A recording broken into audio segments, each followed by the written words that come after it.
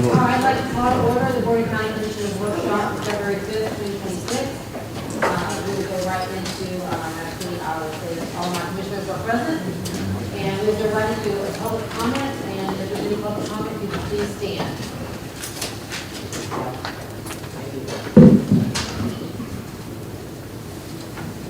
All right, none? All right, then we will go right into new business. Number 1, current bills. Okay, and Madam Chair, Commissioners, thank you all. I just want to note, I know we seem to be missing the EDC presentation. Crawford promised me he will email me the link to it, and you will all receive that. And also for the audience out here too, we'll make sure that it's on our website somewhere because there's some really great information being said next to it. With that being said, this is our kickoff to our budget season here. The earliest ever with what's being proposed in Tallahassee with regards to the bills that are out there and the possible reductions in our ad valorem revenues. We've never started this early before, and I can tell you that for the community and the group that's here, we've even started before this. About 4 or 5 weeks ago, just even slightly before the holidays, we started prepping for this to really understand what the impacts would be, and that's what we're going to go through here. Up in front here, some of you may go, what is this? What are these strange tiles that are up here and the boxes that they're in? Well, this is part of the budget and governance simulation. It's just an idea that Troy and I had, and we were working on it and talking about it, and what did he do? He ran with it with O and me, both MJ and Reg here, and it allows the participant and the person who's running through the simulation to take the revenue and put them in the particular funds that are there. And it is really educational, ideal, in my opinion, and it allows you to understand where all those dollars go. What is depicted here is the current fiscal year's budget demonstrated in these chips that are up here and these tiles that are there. They're color-coded for specific things, which we can get into later, not a big deal. Commissioners, each one of you, as you know, has run through this with us. We also have an opportunity to present it to the ACMs and department heads on Friday. So it is a very much an educational tool to help us really understand a complicated budget. And normally we have it on pieces of paper and a large, thick book that it comes out in. And at least graphically, what we anticipate to be impacted by the bills for ad valorem, and possibly additional homestead exemptions as an example, or percentages of homestead every 3 years at 3%, non 50%, and we'll get into those bills here in a second. That is what is depicted here. This is not the whole budget, it is the budget that we're anticipating that is affected and impacted by ad valorem that's up here. With that, I think that's really it. So without further ado, so we'll start off, it'll be Troy, MJ, and Reg will present this through the slides that we have here. And what we've done is, instead of going through painstakingly and put each one of these chips in this particular fund, we've set it up this way, and then the slides begin with our current budget. So are there any questions? Yes, sir. Howard, I think it's important to know, you said that it doesn't represent the whole budget. Yes, sir. But it does represent a number compared to the total budget. Go ahead, sir. Well, the number is 800. Yeah, 801 million. Yep. And That is not what's depicted up here. It's approximately 309 million. Yeah. And again, I want to clarify that those boxes are funds that are all impacted by ad valorem and our general fund. Okay, so that's what I want to make sure that everybody understands. There's statutory requirements like 5% holdback. And there's a best practice of the 16.7% for reserves. And that we are used to, but maybe the public isn't, that we have to put aside. Any of those that are really hard and fast are in the black boxes that are there. The green box means sheriff, the red box means fire, unincorporated is brown, and the white is basically general government operations. It's up here. Thank you for giving me the opportunity to explain a little bit more on the boxes. Any other questions? Okay, Troy, you're up. So this is the agenda we're going to go through. We're just going to kind of walk through it. Feel free to stop at any point in time. Next slide, Lisa. These are the bills that we've talked about previously, the 8 bills. You guys all have a copy of the slides. The 8 bills that we're going through the House side of it, and the three in yellow are the ones that made it out of committee. Those are the ones that we kind of focused on in this presentation. They're all up for either a second reading or first reading. This was as of January 29th, so I'm sure it's changed a little bit since then. The first bill at the top, it's in yellow, 203, is one that we really were focusing on with the commissioners. That's the $100,000 a year phase in over 10 years. 209 is the one that started out as an additional 100,000 homestead exemption, but now has been changed to 200,000 if your property is insured.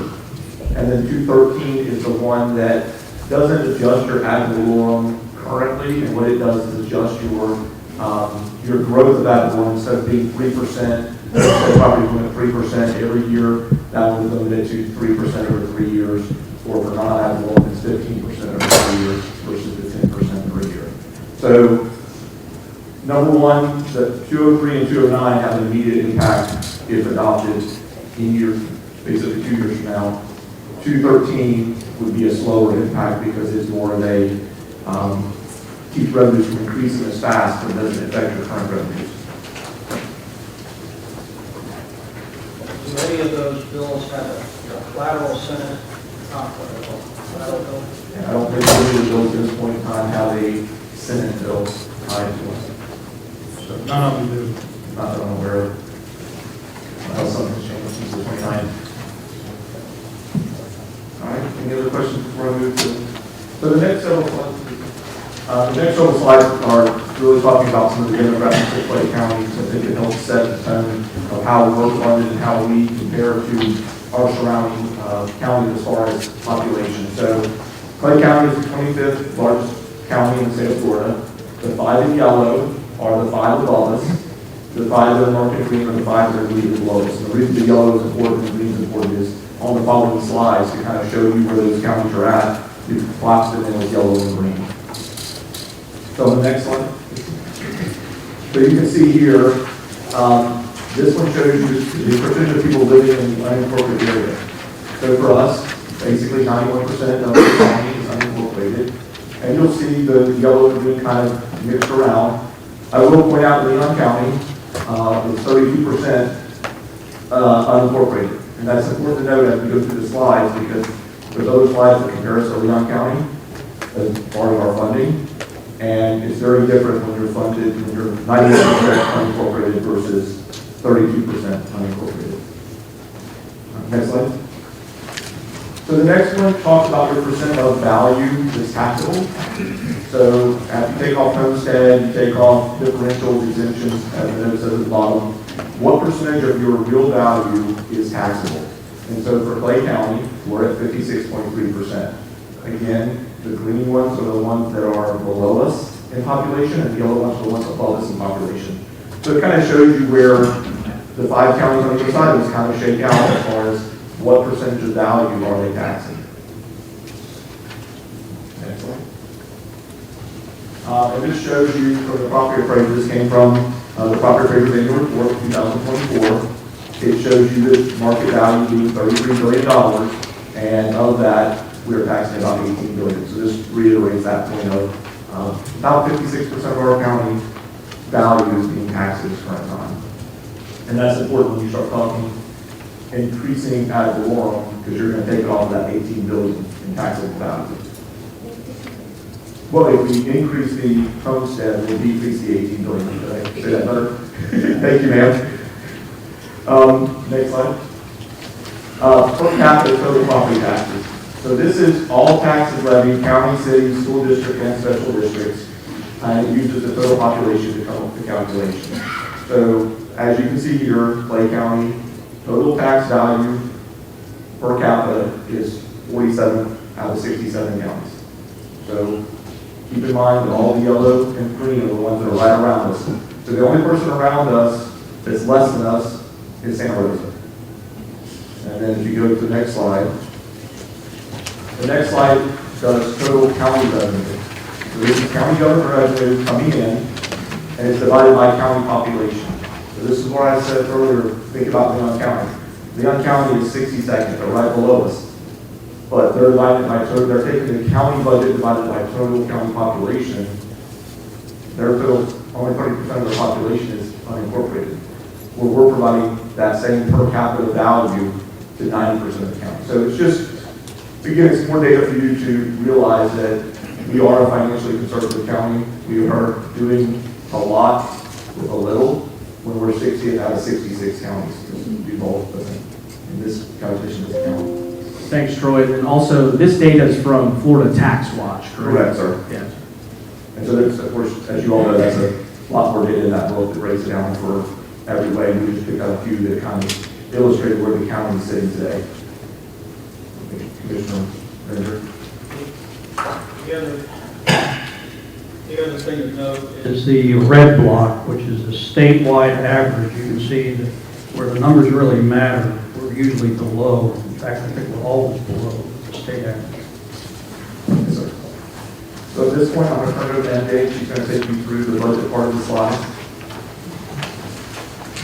So as Troy said, the next several slides are going to be representing what we have in our budget this year. So this is current year budget, and to Commissioner Ranger's point, on the slide here, we depict the full budget of $801 million. On the right side of the red line here, all of these are represented by your enterprise funds, your restricted funds, such as solid waste.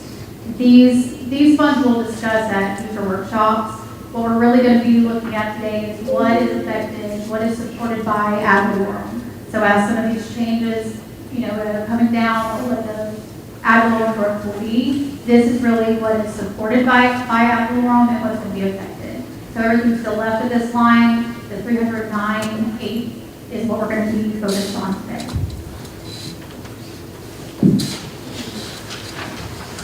So these are the revenues that are supported by the ad valorem.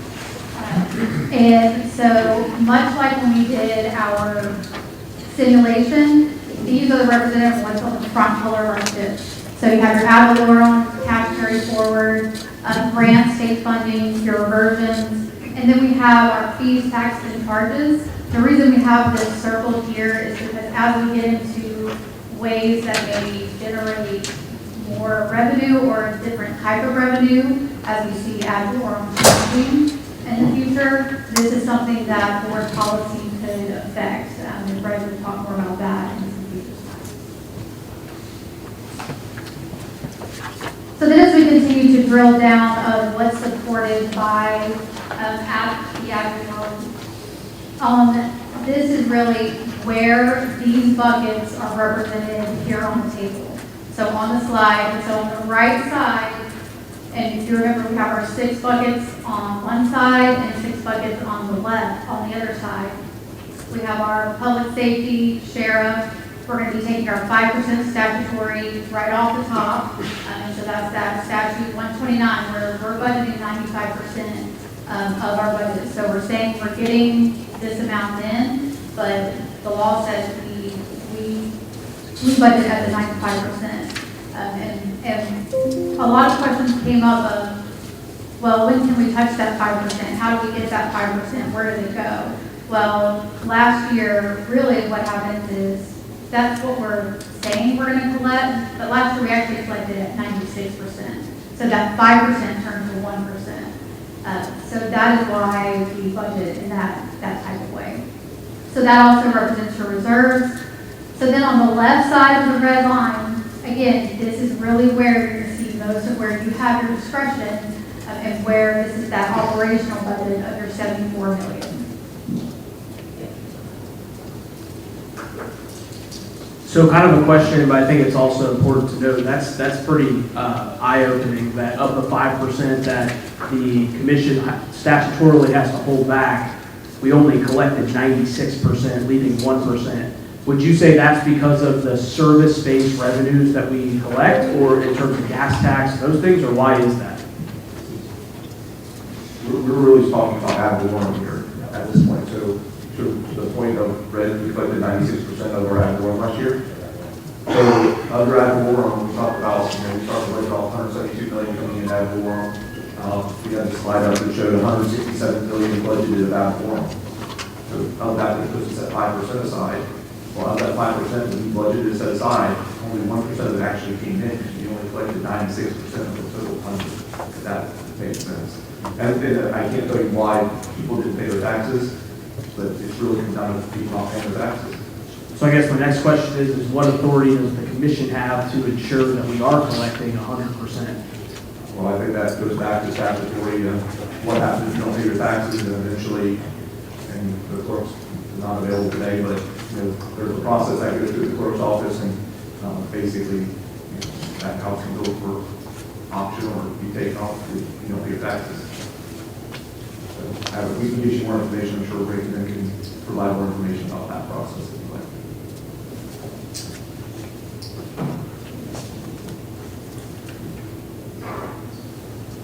So on our next slide, we're really going to drill down into what this operational 74 million and where it is. And so here we're going to kind of flip and we're going to look at the top of our red dotted line and the bottom.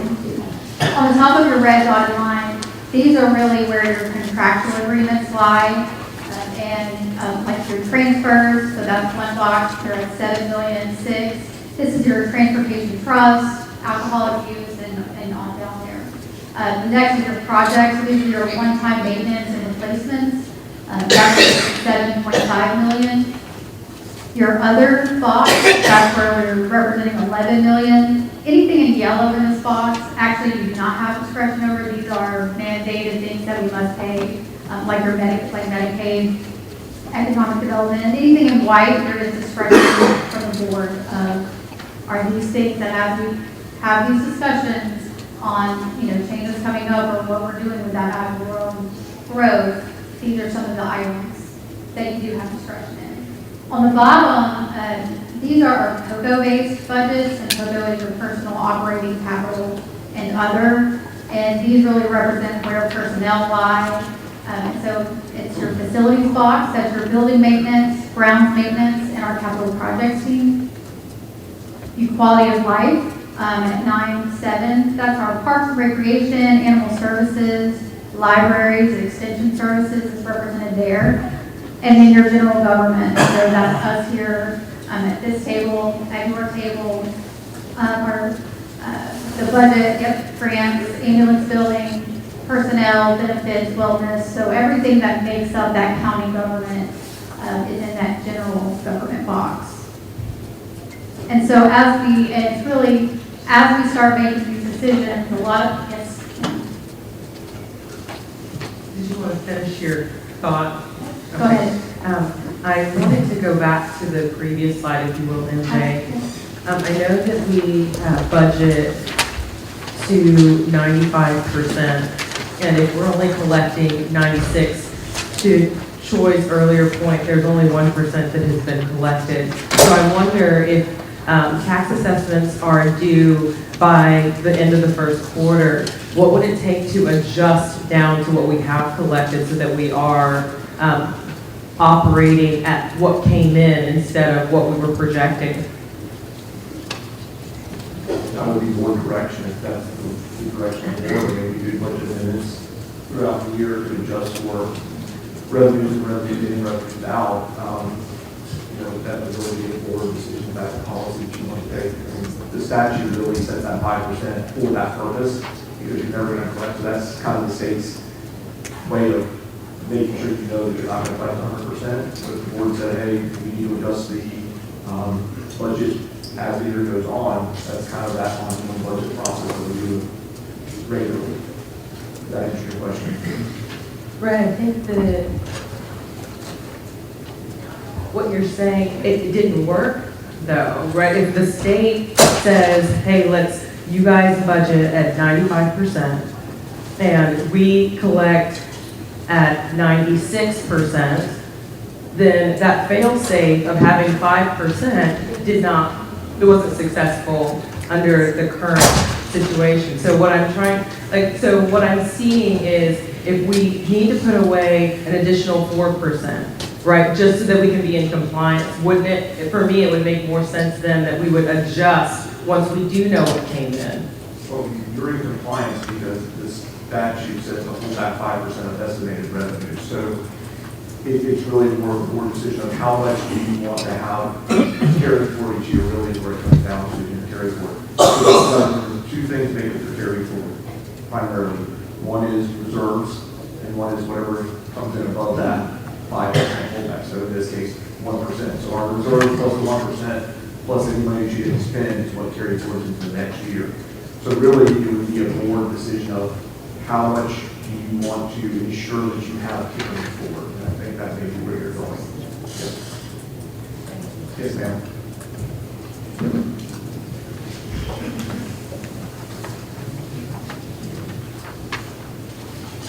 So this slide really depicts our personnel and numbers over the years.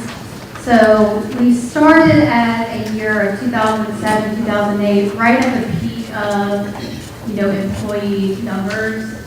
And so you can see there were 525 employees, a population of 182.8. And so that gives you a 2.87 per capita of 1,000. And then every 2 years up until COVID, we then added the COVID year. And up until to date, so to date, we're at 495 BCC employees. This FTE number does not represent fire rescue and fire admin. This is BCC employees. Out of the 495 employees that are depicted up there, 27 of those are unbilled at this time. 14 of those are on hold or frozen. But you can see, even at today's rate, we're at 2.07 per capita. As our population has grown, we have not even risen to the number of employees of where we were in 2007, 2008. And to get back to that 2.87 number, if that was a target, we'd actually be at about 685 employees. And so we just wanted to lay that out there also, so you can see really over the years how this slide with that COCO, or really those personnel lives, really how that is depicted here at the BCC. Comment on that. So, looking forward, seeing this, we're already very lean as far as our staff and employees. And if we were to ever, unfortunately, have to look at decreasing because of what the state is proposing, then, we can't really afford to even go further lower than that. So, it's definitely something for the public to see, very important.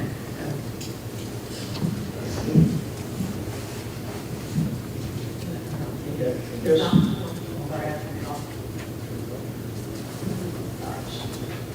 Yeah, just to clarify to the public, when you say freeze, that was done, that decision was made by whom? So we, as part of our look at doging the county, took upon ourselves to not fill some of the billets that we actually have authorized in past budgets. Yes, sir. Thank you. And if I may add, sure. So to point out in our current budget, because that's really where we started, and that's the base that we're at right now. We, for last fiscal to this current fiscal, we did reduce by 15 FTEs.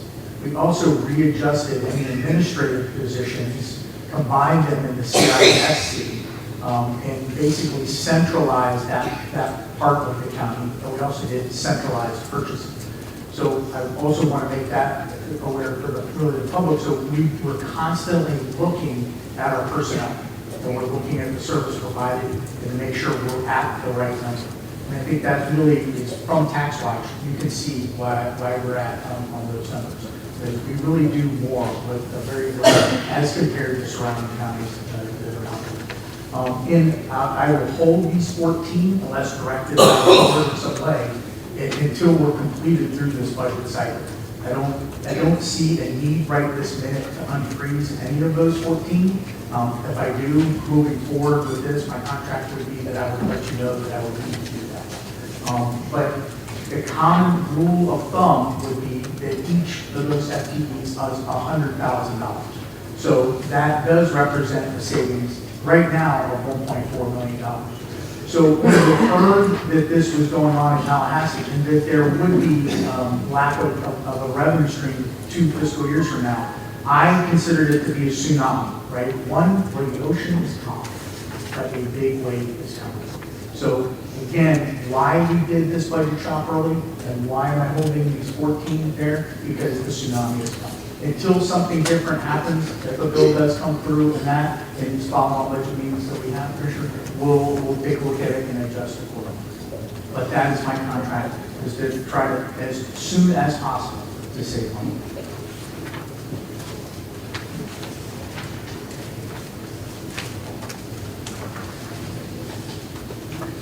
Okay, let's talk some. So, this is, you are getting a $1,000 exemption. This would take it up to $150,000. And if you've been in your house a long time, that's pretty much, that's not a lot of what you can get back. So this is the breakdown. County services, which is the sheriff is in there, general funds in there, but be a decrease of almost $4 billion of value. That translates into a $22 million reduction in how much we'd be collecting. And the other funds that have ad valorem incorporated, we lose 3.6 in value, which translates into $534,000 that we would not be collecting. Fire control was 2.8 million in value, translates to $1.9 million that we would be reducing our collections there. Law enforcement MSDU, 1.6 billion in reduction there, and we reduce 8.8 in what we collect. So the total is 33,455,000. So that would come into fiscal year 27 to 28. On the next slide, the other bills, House Bill 209, that pops it up to 200,000. And as long as the homestead is insured, obviously that would exacerbate the 3 million. And then, and that also occurs in that first year. So this is a quicker hit if both 203 and 209 are adopted. Going down to 213, that softens the blow. 3% on homestead over 3 years, 15% on non-homestead, which is basically commercial. Again, it doesn't affect the county's current revenue, but it will coming down the line. And of course, the military increases basically puts a cap on things in future years. And you'll be looking at your new construction as your revenue increase source. So those are those two. Next slide, we have scenarios. And for 26, 27, right now we're changing the ad valorem. But for this exercise, we're assuming an 8% increase in ad valorem. I'll give you a brief history on that one. Starting in fiscal year 22-23, Clay County experienced an increase in property values of 12.61%. Pretty good. In the 23-24 fiscal year, the increase was 15.47%. Wow. So, but in 24-25, the increase of values dropped to 9.13%. And for this year, in 25-26, it dropped again to 8.4%. So we were using 8%, basically because of the downward trend.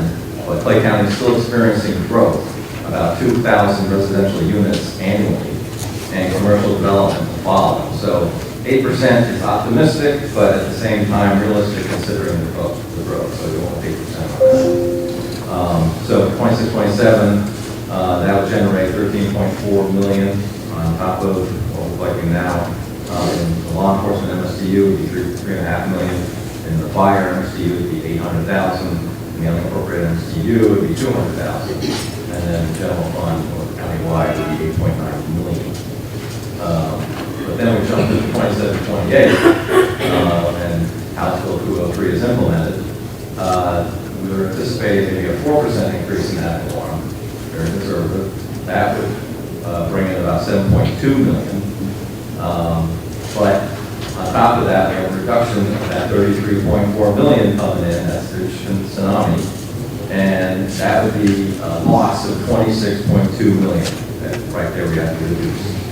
So that is the picture that we're trying to paint for what we're trying to anticipate. So on to the next one. We have an opportunity for additional or other revenue streams to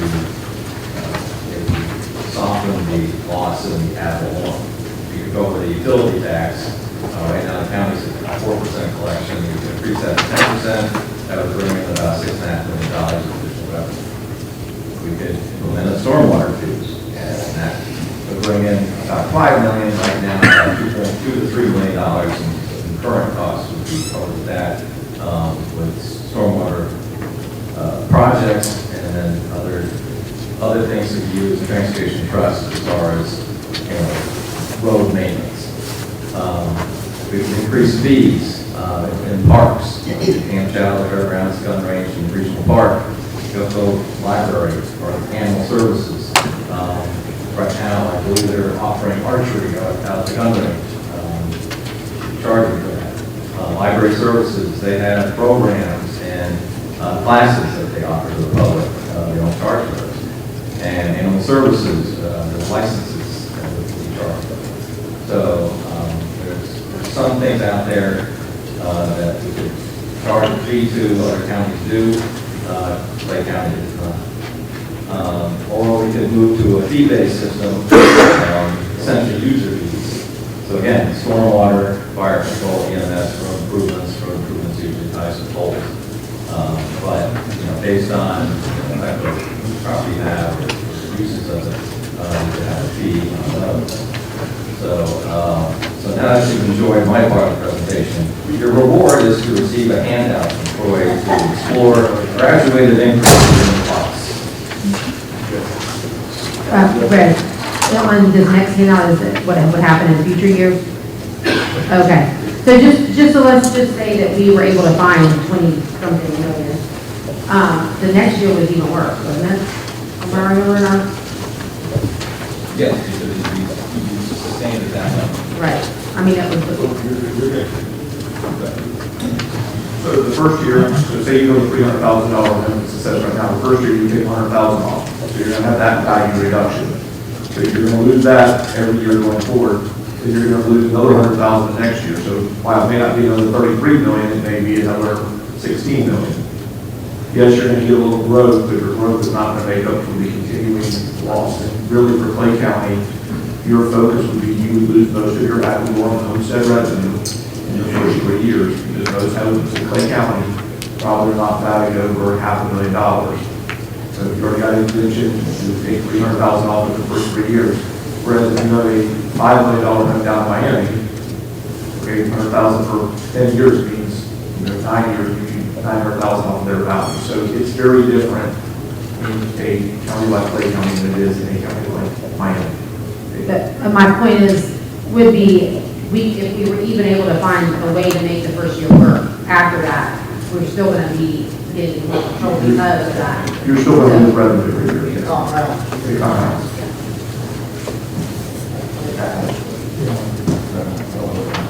I have a question, Reggie or Troy.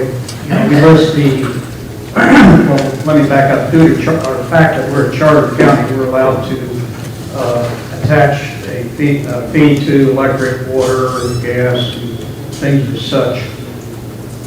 I have a property in Escambia County. They charge a library tax. Is that one of the options we have as well? And what are all the other options? Yes, I mean, I'm going to Lee County, there's a library on the street. So, Right. Again, segregate the library, they have fire and sheriff, and they have their receive and collect just and all that services. In those cases, you're still tax-based. They're fee, they're taxing you in. Or you can go to a fee-based system, which we're talking about. There's, I mean, if you look across the state, those counties have all kinds of different methods to charge. The only one that is not really charged on a fee-based system anywhere that I've seen in the state of Florida yet is the sheriff's department. Everybody else, I mean, road, lighting, mosquito control, for fire, EMS, there are examples of it around the state, road improvements, there are examples around the state where people have done what you've done for solid waste. But that's really what your solid waste assessment is. It's a fee-based system that's not based on the value of your home, it's based on the service rendered. So we can get you a list, I mean, there's a list that's put out by the state of all the different counties and all the different fees that they charge, and which ones have diversified themselves the farthest off of that law. And I guess the other question I have not seen a proposal, we have all kinds of proposals for reduction of effluent tax. I have not seen a collateral proposal for replacement of that revenue. Has anybody else seen that? Because we're getting ready to develop a budget that's going to affect this county for the next 20 years probably. So it'd be nice to know. And we've asked over Pardon me? We've asked when we were driving. We asked. I know. You were there. I want to point out to the public, we're operating in the dark kind of here, so.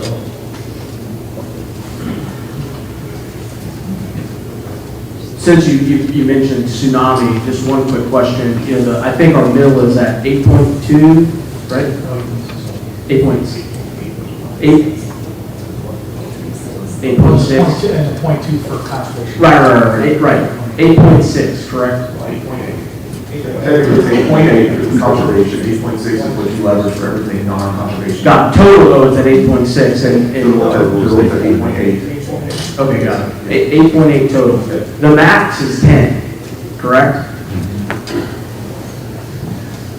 I'm going to answer this very cautiously because there's a general opinion is a little different. Here's what I'm getting at. If they were to implement the worst of these bills, we could max the millage and still not cover it. That's your current, that's the current interpretation, yes. Well, Commissioner Rediger, I was in Tallahassee two weeks ago, at any rate.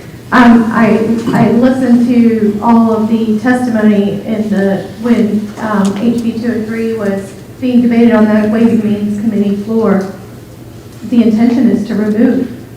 The intention is that there is a belief that counties are bloated enough that they can cut these services. And so I think that's kind of I think that the stark reality is that that's kind of the conversation that we have to start having. So is every county as impacted in year 1 and year 2 as Clay County? No. In fact, the more powerful counties in the Miami-Dade, Broward, those counties are not significantly impacted, and the sponsor, Miller of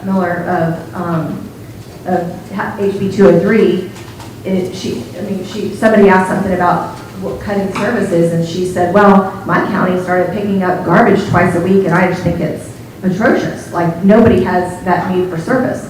So then another rep said, well, what if they started picking up garbage once a month? And she just wouldn't hear of it.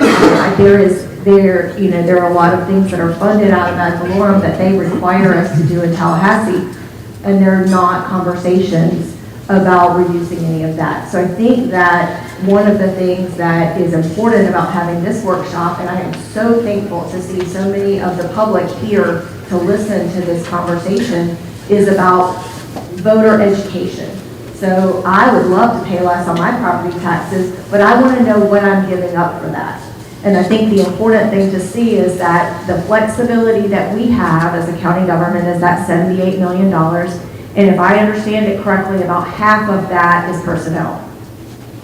And so, there are conversations that we need to have as we build the budget in July that the public needs to hear about what would we do if we have to cut that $26 million effectively out of next year's budget or the future budget. And so then you start saying, what are we willing to give up?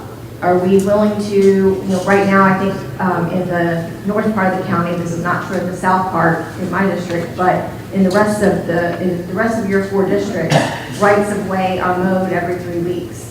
And in my district, they're mowed in most cases once a year or twice a year. So what would it look like if you went to that kind of thing? Because that would significantly cut costs. You know, what would it look like if we have to go to one library, centrally located or not centrally located, but we can only afford to staff one? Because those are the levers that we can pull, and I'm not targeting those in particular, but I think it's important for us to do voter education. And you may say, well, why are we starting this in February when this wouldn't be on the ballot until November? Once something passes, if it passes the House is going to pass this, they'll probably pass all three of these. They're waiting on the Senate. The Senate has indicated they're kind of waiting for the governor, and there may be a special session. But once something passes, and the way they're doing these is joint resolution, which means the governor has no say in them. So whatever passes House and Senate will go on the ballot for the of 2026.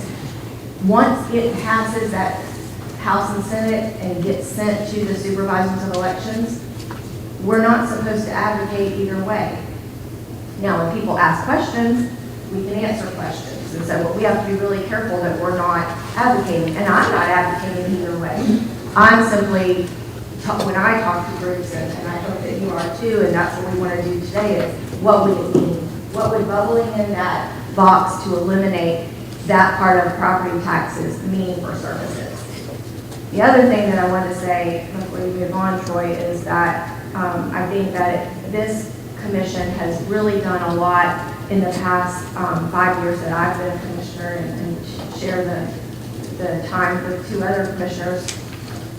Also, one of the things that we've worked hard on is making salaries competitive, both in law enforcement, fire rescue, and with our county employees, because 5 years ago we had a sieve, and the county was leading employees that are valuable and we couldn't replace. And in my district, if you have to have your road graded, that's still the bane of your existence. Why can't the county hire a road grader that can keep my road graded? And we lose them to private industry or where else. So that's where we've done well to stay competitive. One of the things that happens, I think, from this is while even with our fire and sheriff's departments, budget amounts projected in these bills, which would mean, so basically on House Bill 203, it says fire rescue and sheriff's department have to be funded at either 25-26 budget rates or 26-27, whichever is larger. So you say that, well then how do we then continue to fund those departments so that we can continue to give people raises? And for anyone who says, well, I don't, most people wouldn't stay in a job long if they didn't get a raise, right? Any of you who work in private industry, public industry, you work for yourself, you're looking for ways to get a raise. You're looking for ways to generate more revenue through your own business owner so that you can have a nice life. So to expect any of our employees to go for significantly long periods of time without raises is not realistic either. So that's one of my big concerns, and it hadn't really been mentioned here today. And I know it's uncomfortable to talk about what people make for a living, but that's part of our job, because if there are no employees to do the jobs, goodness knows if I have to call 911, I sure hope somebody in green or blue with red flashing lights is showing up, and it would be a shame if we don't have that. So, thank you, Madam Chair. Well, we did not set up the segue, but that's a great segue for me. I appreciate it. So the sheet we handed out, the sheet we have up on the screen, basically shows these are rounded budget numbers. I don't want to make sure exact numbers. The top half of the screen is the non-personnel part of those boxes that we talked about.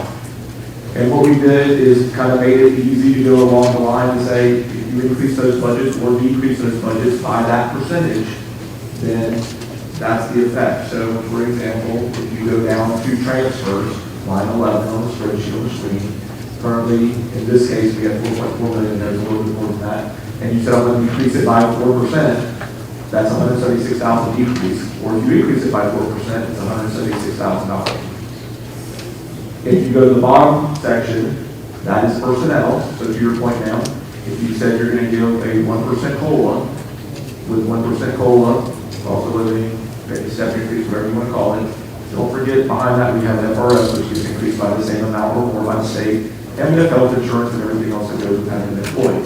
So those are your employee costs. So if you said 1% for employees, again, we'll go down to quality of life, $7.7 million, an increase of 1% costs us about $77,000. So then the gray bars are the totals of the top section, bottom section, and then we total it down to the bottom for 1 year. The only caveat to that is the Public Safety Fire Rescue Department has a negotiated contract, so that's what that yellow box is for 6% increase next year. So the bottom where it says percent plus fire contract is, if you pick the 2% line and say, hey, we're going to fund everything at a 2% increase, that would be 5.5, but you're going to have to make up the difference to the extra 4% for fire rescue. So that means at 2%, you're using $7.3 million of your available funds. I'm going to remind you of the numbers that we used. Forget House Bill, whatever. Next year, no House Bill passes, it passes, whatever. We're going to see $13.4 million in new revenue. We've already talked about taking 5% off the top of that. That's the $670,000. That leaves you, and then you take off, assuming you're going to put 16.7% in reserves, that's $2.1 million. That gives you about $10.6 million of revenue to spend next year. I'm not going to tell you which percent to pick or look at, but if you go to any of those percentages, you can see that they quickly go above $10.6 million. So then that's really for us as staff, the direction that we're looking for to start the budget conversation is where do you feel the budget, you want us to start working with departments on their budgets. That's kind of where we're at.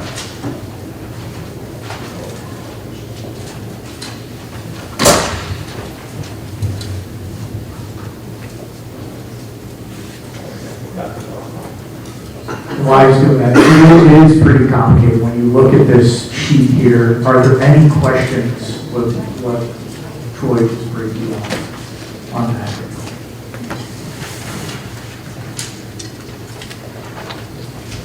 The 13.4 million, you said that was at how much percentage? 8%. 8%? So that would be, in line with where property values have increased over historically. That's not even guaranteed. I mean, that could be 7%.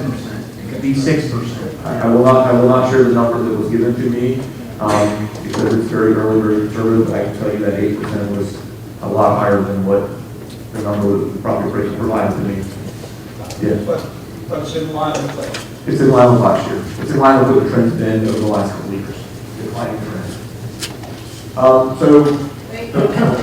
One moment, Troy. Sorry. So if we just follow your outline on the graph that you provided for us, so you're saying 13.4 million guaranteed coming in if we meet the 8%. And then you set aside the 5% statutory, the 16.7 in reserves. So with 10.6, a 1% increase takes out half of it at 5.1 million. Yes, ma'am. A 2% increase takes out 2/3 of it at 7.3, almost 7.4 million. Yes, ma'am. And a 3% increase, 9.6, almost 9.7 million. So if we start entertaining conversations of a 4% increase, we are in the hole 1.3 million, roughly, Yes, ma'am. That's if you consider these to be percentages. across the board percentage. Right, so everyone, including the benefits that are baked in that we can't readily see on the graph. Okay, thank you. We're assuming, there has to be an assumption made that you're going to continue the same level of service this year that you're doing this year, that inflation's going to be factored in. So what we could do for $1,000 last year, none of us are going to be able to do for $1,000. So just the nature of the economy means you have to give some kind of percentage increase to keep up with the same thing you're doing today. Yeah, so. Thank you. Yes, ma'am. Any other questions? All right. These are the recommendations. These are the things that we were asking for recommendations on, or that asking for guidance on. I think for the departments in the room, for the constitutionals in the room, some direction on where we're heading with the budget. What do you see What do you want us to do? We've had some conversations of holding the county departments to no more than 3%, and maybe to your point, ma'am, lower than that. And again, that's to support cost of living adjustments, health insurance cost increases, and inflation. Recommend holding the constitutionals to a percentage of ad valorem increase. And the next step would be if the board decides to do something as far as a letter or direction, you would request a letter to be submitted to both. Sorry to say this, my boss, to both my boss and the constitutional to kind of give us direction. And the other thing is maybe who the board, if there's a particular bill that you feel the need to support, the discretion of the board to write a letter saying we support bill X.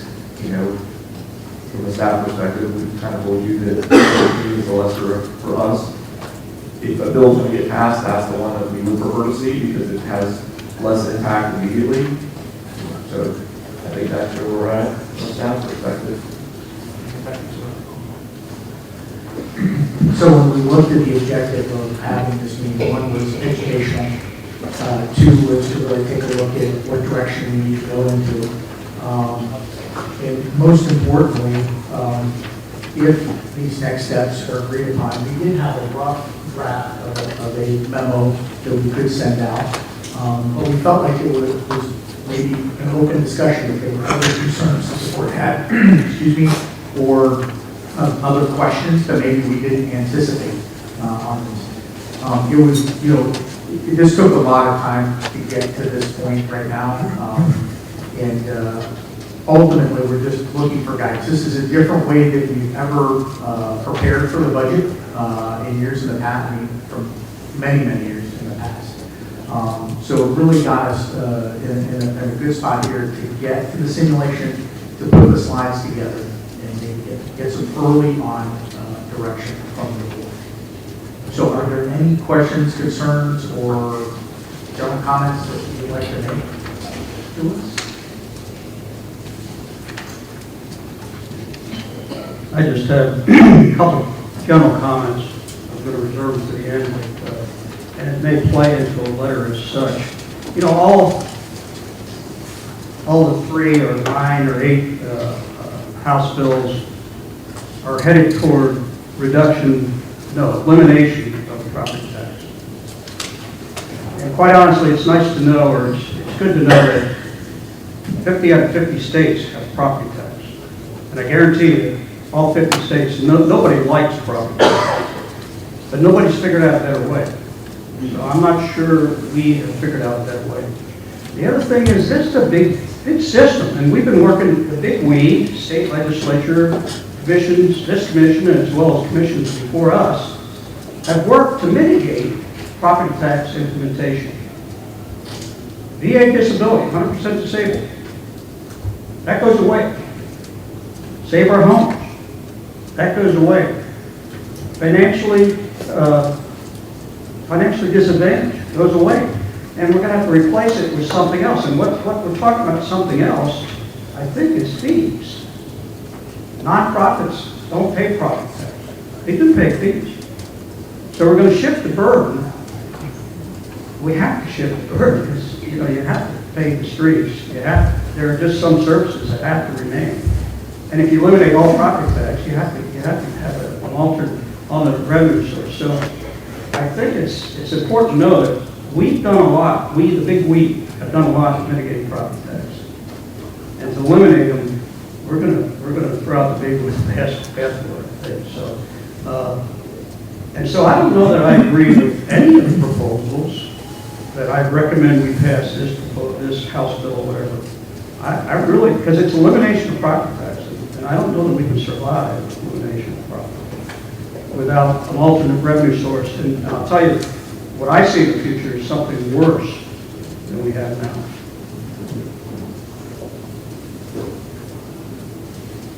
So are we to comments, or what do you? The only thing we have left is the slide that shows you what the next dates are after that, Madam Chair. So we did hand out this memo. This was a memo that you each received individually. And we kind of took a look at it. There are blanks in here where it has an X and a percentage and that. This was just a proposal on this line that would go out to us, to the ECC, and to all the constitutionals. And I think you don't have to make a decision today on it. We can bring it up at the next board meeting or the board meeting after next and that, or the next workshop that we have. We just felt like we wanted some guidance ahead of time when we brainstormed on this was this upcoming fiscal year is where we need to do something. I mean, we could wait. I think a lot of counties in the state are maybe kind of waiting and seeing. We wanted to be ahead of this. So we wanted to make, look at this, give some direction so that things are affordable. So along the lines of Commissioner Renner's, we had a slide where you could charge these fees, but we understand about affordability. We understand everybody's budget individually is being negatively impacted. And I think that early on, maybe they thought about this revenue replacement, and they quickly realized all you're doing is just moving the shovel, right?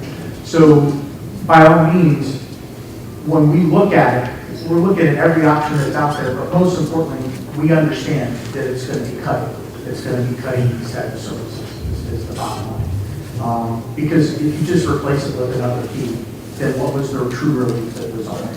So I wanted to make sure that everybody knew that. And I would also caveat one other comment, Commissioner Woods. You said to send a letter, and I think Troy said, well, giving the board's impact, like which one would you choose? Well, if you so choose you don't like any of them, we can write a letter like that. And I think the sooner we write a letter like that, it goes to the state, maybe the better off we are. But there will come a point, as Commissioner Thomas said, we won't be able to say yes or no on this particular ballot measure because we're prevented by statutory. We will not. I have talked to other agencies that are out there, like the Clay EDC, like the Chamber, and like others that are out there that can be a conduit for the voice of the board, but the board cannot do that directly. Only outside agencies can they will be able to say something. That's all right. All right, so I was going to go a little bit off script. I know there's some constitutionals here. Would any of you like to speak or have any comments at all? Chris, I see you back there. Anybody from the sheriff's office? Any kind of comments?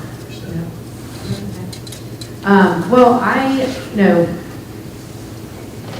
thinking of this, we've said that we have asked over and over again when we were in Tallahassee, when some of us went individually, what the answer is and what is the, if you want to do this, if we're going to do this, and of course, I have family that say, oh yay, no property taxes, and we all are like, wow, that would be great. But the elephant in the room is we, as a board, will have to do something to survive, to make our county survive. I am not going to allow us to go down without, figuring out something. And thank God for all of you staff that have brought this to us as early as we have started working on it. I pray that other, municipalities are actually looking at it also. Because we have talked about that. Smaller counties, municipalities are going to really have a much worse time than we will even surviving. And so I just say to the public who are listening, and thank you again, just as Commissioner Khan said, for all of you to came here. But it's not going to be free to live in Clay County. I mean, we have to survive, and we still want to be as wonderful and amazing as we always have been and continue growing. So we are going to have to figure out something, and it's not going to be easy. It's not going to be pretty. It's not going to be fun, but we have to do something to survive. And so whenever as we're looking towards whatever our options are, just know that we are going to be thinking of all of you and trying to figure out what the answer is.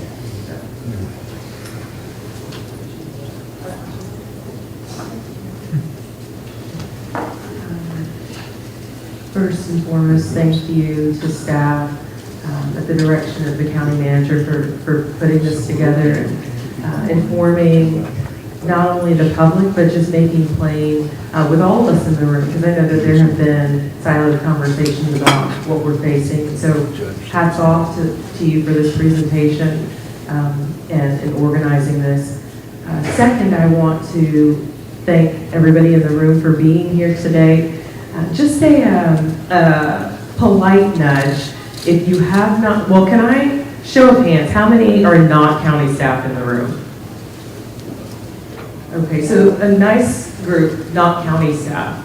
So, right, a nice size group of you have not gone through this simulation. I would encourage you to come take a look at these blocks, these categories, and see just how many of these funds are supported by our general revenue fund.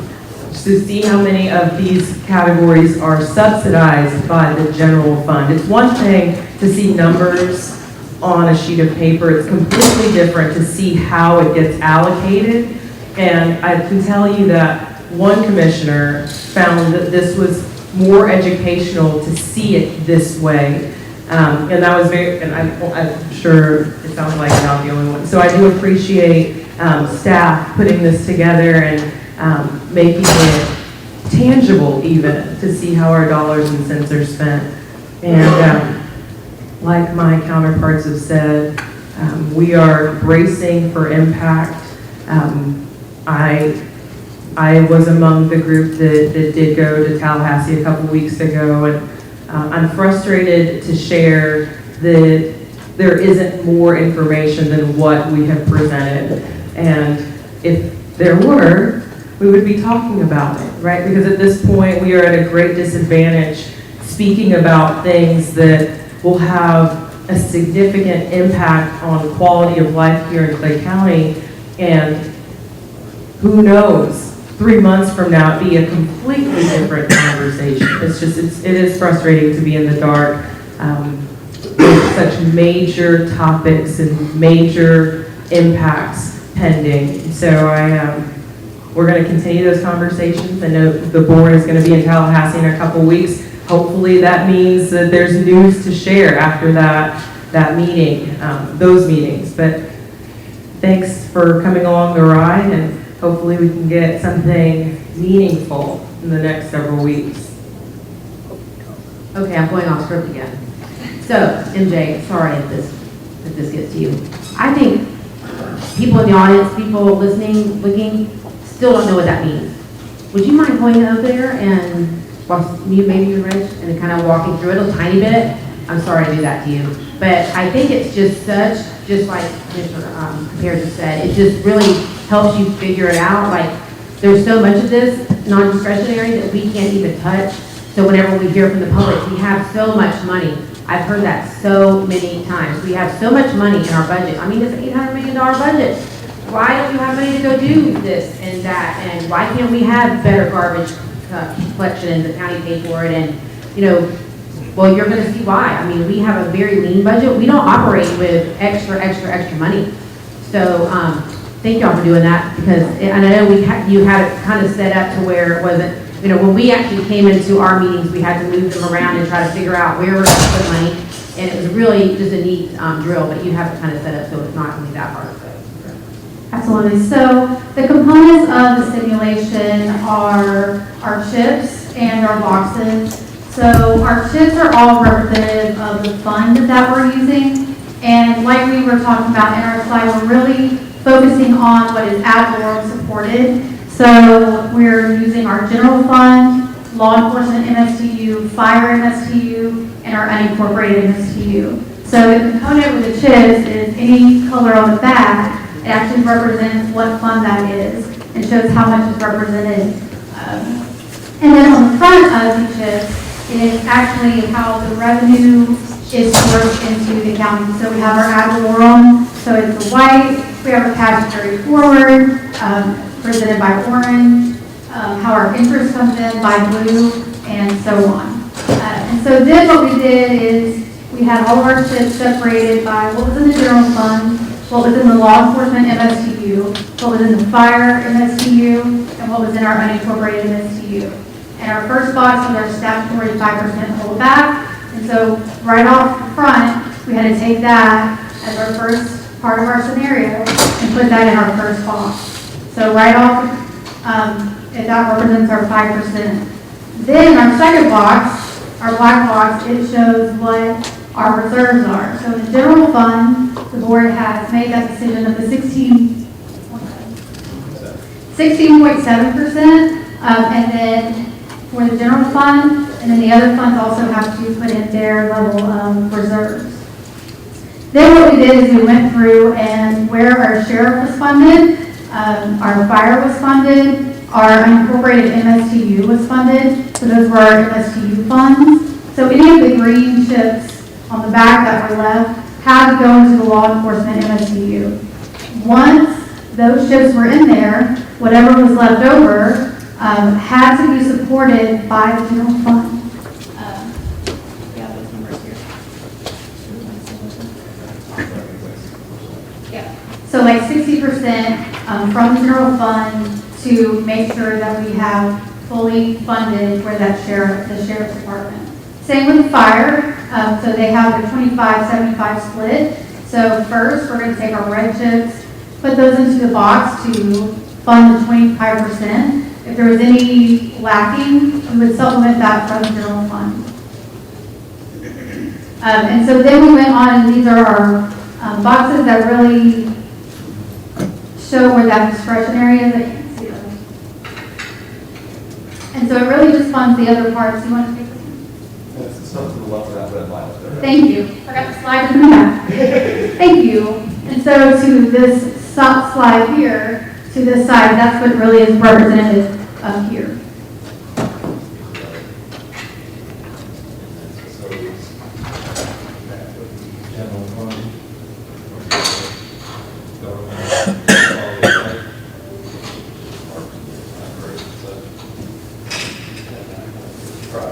And so as you're going through it, as a participant in the simulation, you're really taking the chips and you're really showing where it's as we do the budget today, but you're really seeing where there's discretion and where there is not.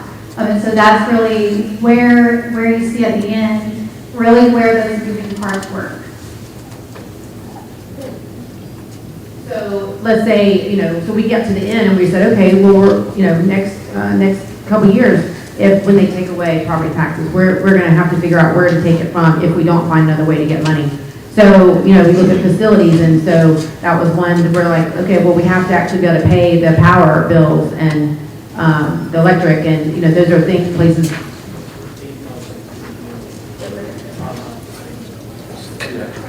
Yeah, so,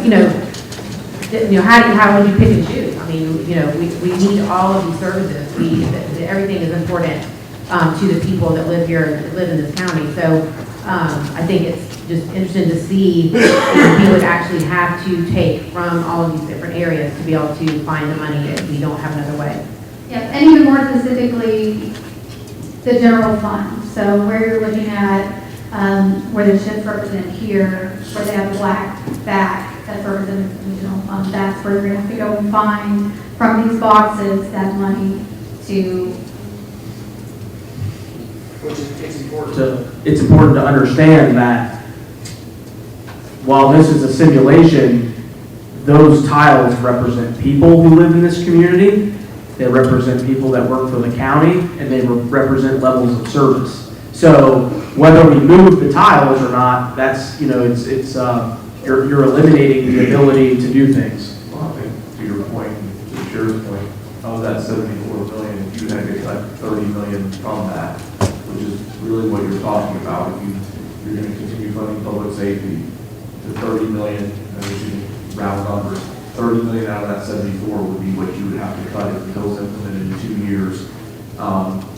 And so where do you cut the 30 million? And I don't want to be the one that you're trying to figure out where 30 million comes out of that 74, because we can all see those boxes that are important to what you do. And to MJ's point, the ones in yellow, you've got a committed contract with them. You can't get rid of the CRA without changing something. You've got economic development agreements. You have to pay Medicaid. That's a state law. So that's back to Commissioner Cotton's point. There's mandates that the state puts on you for your general fund. It's $3.8 billion that they mandate you have to pay them.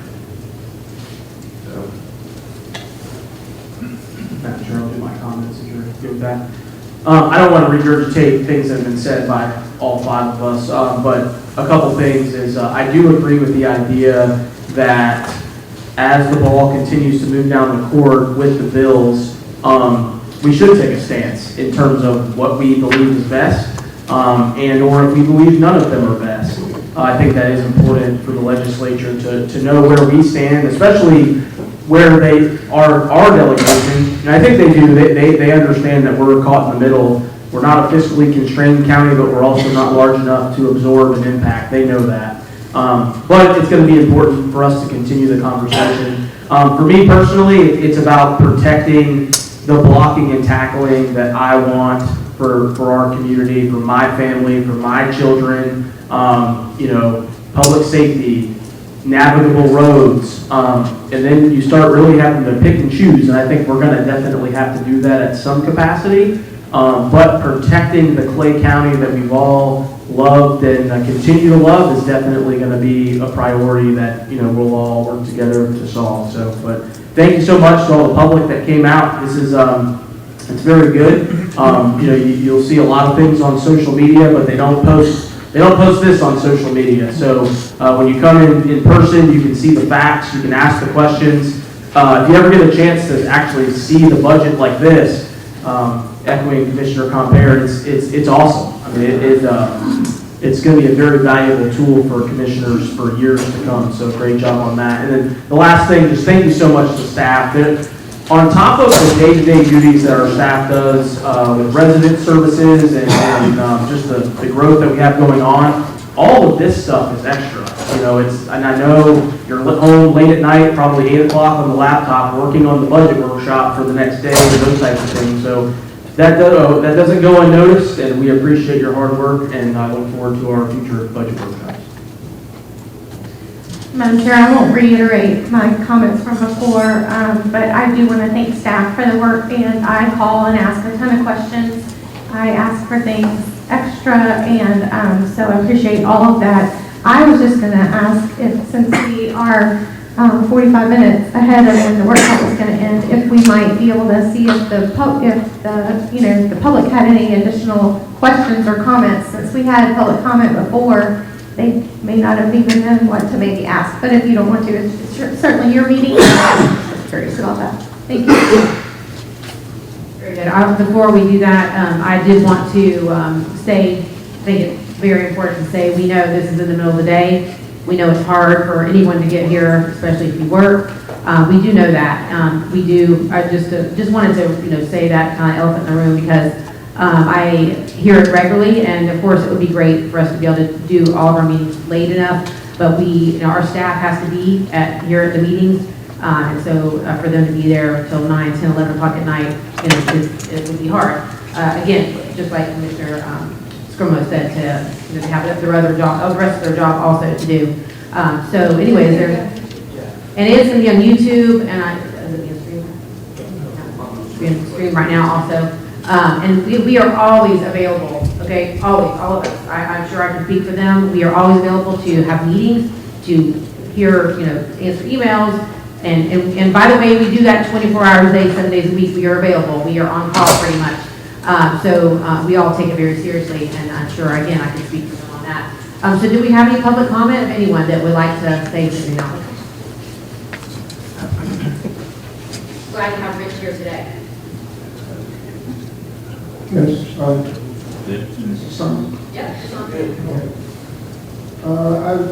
just making notes for the future, but one, I gotta say, I think it's pretty doubtful that Tallahassee politicians are gonna do away with ad valorem taxes. I just don't see that happening. What I would like to see is a discussion on separating school taxes from property taxes, and specifically as exemption. I've been here 38 years. I've never had children, but I'm to pay taxes to educate other kids. And I really, I resent it. Now, I realize everybody does it, but, we're not in a shell here. But I would like to see that addressed at some point. Overall, I really appreciate everybody's presentations and spoken. It gives me a better idea of what's going on. The constitutionals will be interesting to see how they react. And I like the idea that we're trying to put a plan together in case the unthinkable happens. I'm not a big fan of taxes to begin with. And really, the only way we seem to get around it is calling it something else. You know, tax is taking your money for something that you didn't approve of. And it doesn't matter if you call it a fee or a tax, it's a tax. You know, I'd like that to be, upfront. There's too much shilly-shallying going on. But anyway, I appreciate all you're doing, and definitely I'll have more information and I'll have more to comment.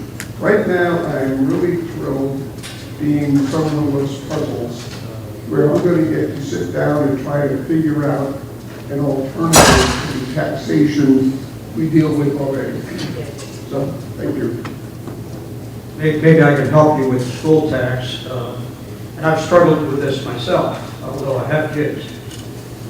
You want somebody smart operating on your heart when you have a problem with your body? You want somebody smart operating on your car? You want somebody smart building your house, building your roads? That's the way I justify it in my mind. We need an educated public. I want an educated public working on me. When they come pick me up, I want somebody to live with. So, maybe it'll help you. It's helpful. And Rich, it would be wonderful to hear that the people in Galaxy don't want to take property tax away, but that is not what we heard. When we were there, the governor wants it, and it's going to happen. So that's why we're doing this. Okay, public comment. I wasn't going to say anything, but I think I need to. First of all, thank you for everybody for the effort you put in. I've lived in Florida for 71 years and lived in Clay County for 43 years. And I've seen this county change quite a bit over those years. And I do not envy the tax that you have had. I've always said that the scariest 60 some odd days of the year are when our representatives are in Tallahassee. When I was younger, Florida was a very eccentric state. But I almost think we crossed the crazy by now. But I did have a couple of questions. I think it's unfortunate that you tell me you can't advocate on this one way or another. Our government doesn't follow the rules. We certainly advocate on these things.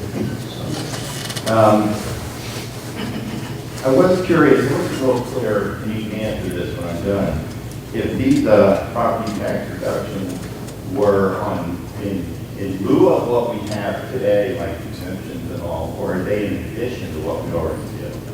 And what happens to save our homes?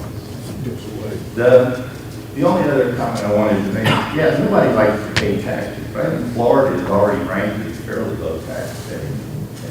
So, how low can you go?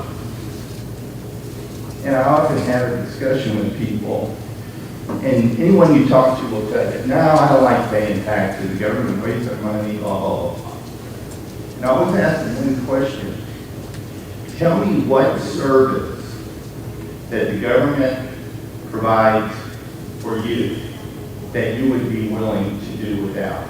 And they always come up with something. I said, no, not, welfare or libraries, whatever. What service do you use that you're willing to give up? People have a hard time answering that question. Thank you. Sure, you have comments? There we go. So the understanding so far, and of course these bills don't have implementing language with them yet, they have, if they adopt them, but the understanding that we've been told is save our homes, and any of the exemptions that are currently there will stay until the homestead exceeds them. And then, because the whole idea of the phasing approach is that eventually if you're homesteaded, you're off the tax roll within 10 years, or at whatever point that your exemption exceeds your value. So So say your home could be there until 5 years or 3 years or whenever you go past the value of your home, and your homestead, you're not paying anything. In that example. So. Any other public comment? Okay, I know the sheriff was out. Okay, we'll do that, and then, let's see if the sheriff has any comments.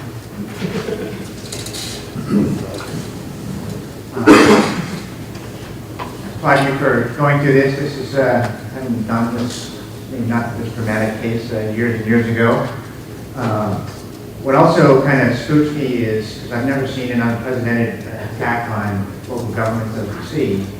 So you're focused on this lead dog of drastic cuts, but also it's important for the public to understand there is also another slew of bills that will gut your local government's ability to even serve their community in a reduced funding state. That's another pitfall running down the street that nobody's really watching, but your local officials are, because then they can't even serve their communities in regard, and also having no budget. And then the wild card, and this kind of spooked me because I was out at the beaches last night when the city managers out there were talking about this. One of the goals is to minimize or consolidate local government in the state of Florida. If you do the what if, what happens if one of your municipalities, when they start running these same drills and they go, we're done, we can't survive in this, we're unincorporating, and the keys of the car now go to the county. What does that add in terms of yours? So there's multiple dogs running down the street on this one, and good on you for tackling this. And you know, I work for the state, and we're even on that cut list up there, so it's pretty spooky right now. Thank you for your service. Anyone else? Thank you, and thank you to the county staff and to our commissioners. This is my 5th year being in the weeds in the budget, and I can say with absolute certainty Clay County is run efficiently and effectively and is very much a lean county. We have spent hours and hours with Troy and his team and our team from finance going through everything. And at the end of the day, the county's primary function is to keep residents safe and to, make sure infrastructure is in place. This ad valorem discussion scares me because there is no other funding source being offered up. And you hear folks say, well, it's not going to take away from schools or the sheriff's office or the fire department. I'm not going to speak for the fire department, but it will, because I will tell you that when the county is struggling to make ends meet, that's going to bleed over into law enforcement and the fire department. For the record, the Clay County Sheriff's Office, we are still below average on the number of deputies that we need on the street. We're still about 40 or 50 deputies short of where we should be just to be average in the state. When you call 911, it's taking us about 10 minutes to get to you. So I want you to imagine calling 911 and now it's going to take 15 or 20 minutes to get to you because we are running short on resources. 90% of my budget is personnel. So I can tell you that we look at with a stern eye our budget. I know the county does because we work so closely with y'all. I don't envy the position that we're all in, but I do trust that we will all work together to, navigate our community through this time. All right, anyone else? All right. Well, I just have to say, thank you again for all of your comments, for all of your concerns. I'm not running again, so I can say this also. This is why you want to make sure you have some good county commissioners. And you have some good ones here. So, we have the other budget workshops coming up. Everyone can see that. You want me to read them? Okay, great. All right, anybody else? Thank you.